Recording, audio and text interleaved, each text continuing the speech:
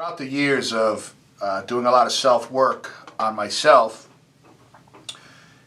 it led me down a road of being able to help others grow and heal themselves. Because one of the biggest things I found, especially within the chiropractic profession, is sometimes people start getting successful and then they want to train other people on how to do it. But pretty much all of them focus on the mechanics, the nuts and bolts, the things, the outside things for them to do. They even write scripts that people memorize to talk to their patients, their CAs, and how to run their model to make them just like the other person. And people get results. But what I've noticed is some get results for maybe a couple of years. And then it's not sustainable because a lot of times they stop working with that coach. You know, they've learned everything they could. They're doing all the systems and they got it. They get it. I'm good. So they stop.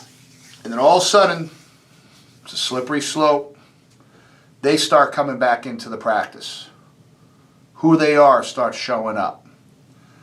And that person that struggled in the beginning starts to show up, and it starts to take away from the glory that they worked towards before. And the problem is their same paradigm is there. The same lens that they look at life and the way they've been trained as children to look at life and handle stress is still there. And when you take away the fellowship, the mentors, the coaching, whatever you want to call it, there's no slip and check. You know, that down week where things are slipping gets surpassed and they don't talk to someone about it. You know, it's kind of like a person who's trying to recover from drinking alcohol. They got alcoholism. I mean, they're in meetings every single day, and then they have a fellowship, and they've got a brother that's looking after them that they could call and text, and at 12 o'clock at night, if they want to have a drink, they reach out to them and keeps them away from the slippery slope. So what is a paradigm? You know, this is a word that I've been really sitting with for about 6 months now. The definition is a typical example or a pattern of something, a model. A set of linguistic items that form mutually exclusive choices in particular syntactic roles. So a typical example of a pattern. So over the years, whether it's watching our parents, our grandparents, our friends that we develop, we start attracting people that are like-minded. We create a paradigm, a way that we see the world, a way that we're going to react to situations and stress and things happening. And I'm here to tell you one of the biggest things that I have realized through the years, and speaking to myself first and foremost, that these paradigms that we grow up with that start showing up as an adult are capable of destroying marriages, relationships, businesses, and your own personal life. And people will say, I just don't get it. And they may be a person that points out the other person that they're the problem, instead of truly looking from within and saying, well, I'm the consistent force in every relationship. Maybe something's coming from me. And maybe it's time to look at my story, my emotions, my paradigms, my outlook on life, and how I react may be affecting my life. And I'll tell people a lot of times the volume in your office is reflective of this. Not all the time. Sometimes people are just fine where they are.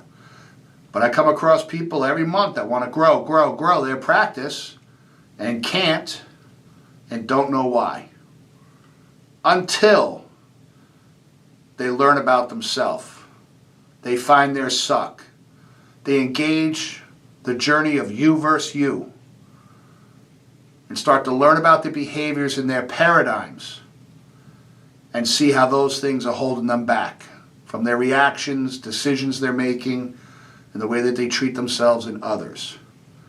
And you see, when we're able to look at those paradigms and the history and the stories from your past and able to address them and not remove them from your life, but allow room for a paradigm shift, a new paradigm, perhaps a greater place of love, purpose, passion, and mission to serve others by serving yourself first, by taking care of yourself, building yourself up, and then throwing yourself out there to the community, to the world, to help change their life and teach them these lessons. You see, the change is in you. We all have to make that shift, but we first have to recognize that our paradigms that we see the world through right now may be stopping us from becoming a greater version of ourselves. Be blessed, people. How's your app?